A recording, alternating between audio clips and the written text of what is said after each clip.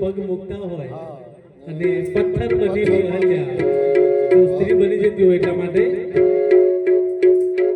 હે રજત મારે તામણ ગારે નાવના રે થઈ જાય રે રજત મારે તામણ ગારે નાવના રે બને જાય તો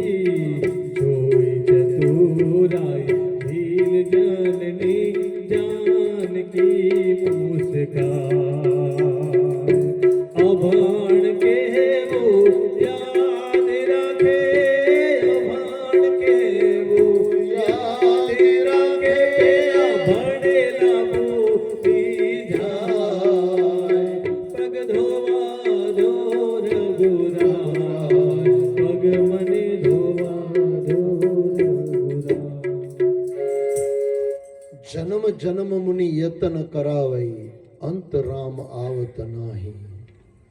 એવું કહેવાય છે કે શબરી કોણ તારી માસી હતી, તું એના ઘરે ગયો. કહેવાય છે રામ ક્યારે કોના પર રાજી થઈ જાય કઈ નહીં કહેવાય ભાઈ. કર્મ બરાબર રાખજો, ઈમાનદારી જીવનમાં રાખજો, આવશે રામ. આ જન્મમાં નહીં તો આવતા જન્મમાં ચોક્કસ આવશે. પણ